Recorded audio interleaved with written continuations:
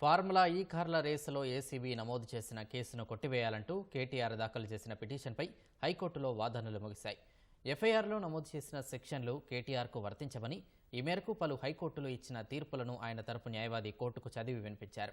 Formula ఈ operations సంస్థకు నగదు చెల్లింపులో ఆర్బీఐ నిబంధనలు ఉల్లంఘించడంతో పాటు ఆర్థిక శాఖ అనుమతి కూడా తీసుకోలేదని అడ్వకేట్ జనరల్ సుదర్శన్ రెడ్డి వాదించారు.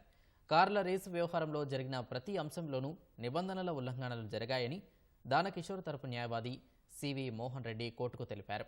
ఇరువైపులా వాదనలు విన్న హైకోర్టు తీర్పును రిజర్వ్ చేసింది.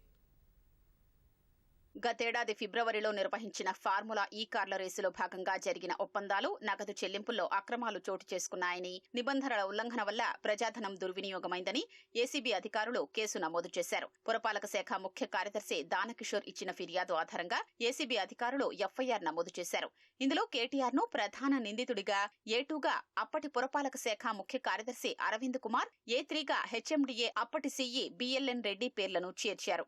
ఏసీబీ నమోదు చేసిన ఎఫ్ఐఆర్ ను క్వాష్ చేయాలంటూ కేటీఆర్ హైకోర్టును ఆశ్రయించారు. ఈ క్వాష్ పిటిషన్ పై జస్టిస్ కె లక్ష్మణ్ మరోసారి విచారణ చేపట్టారు. కేటీఆర్ తరపున సుప్రీంకోర్టు సీనియర్ న్యాయవాది సిద్ధార్థ్ దవే వాదనలు వినిపించారు. అవినీతి నిరోధక చట్టం కింద నమోదు చేసిన 13(1)(a), 13(2)తో పాటు నేరపూరిత కుట్ర కింద నమోదు చేసిన 409 సెక్షన్ చెల్లవని సిద్ధార్థ్ దవే కోర్టుకు తెలిపారు. అప్పటి పురపాలక శాఖ మంత్రిగా ఉన్న కేటీఆర్ ఫార్ములా ఈ రేసు సీజన్ 9, 10, 11, 12 నిర్వహించేందుకు చొరవ తీసుకున్నారని, మిగతా నిబంధనలన్నీ సంబంధిత శాఖ అధికారులే చూసుకోవాల్సి ఉంటుందని ఆయన వాదించారు. ఫార్ములా ఈ ఆపరేషన్స్ సంస్థకు చేసిన నగదు బదిలీలో కేటీఆర్ ఎక్కడా వ్యక్తిగతంగా లబ్ధి పొందలేదని, అక్రమాలు జరిగాయని కూడా ఎఫ్ఐఆర్లో పేర్కొనలేదని సిద్ధార్థ్ దవే అన్నారు.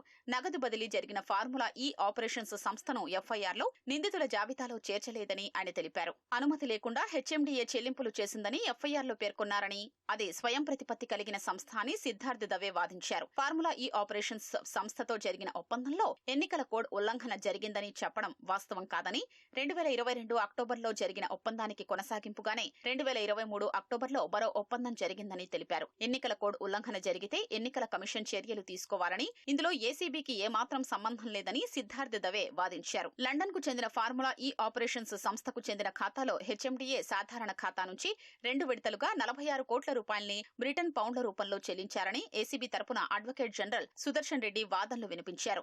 విదేశీ కరెన్సీ రూపంలో నిధులు బదిలీ చేసే సమయంలో ఆర్బీఐ నిబంధనలు పాటించలేదని, ఇది నేరపూరిత కుట్ర కిందకొస్తుందని ఏజీ కోర్టుకు తెలిపారు.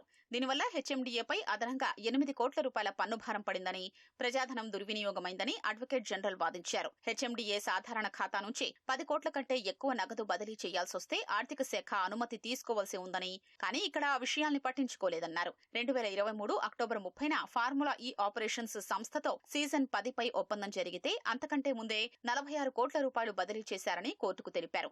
ఈ కేసులో ఇప్పటి వరకు ఎంతమంది వాంగ్మూలం నమోదు చేశారని హైకోర్టు ప్రశ్నించగా, ఏసీబీకి ఫిర్యాదు చేసిన పురపాలక కార్యదర్శి దానకిషోర్ వాంగ్మూలం నమోదు చేసినట్లు ఏజీ సమాధానమిచ్చారు.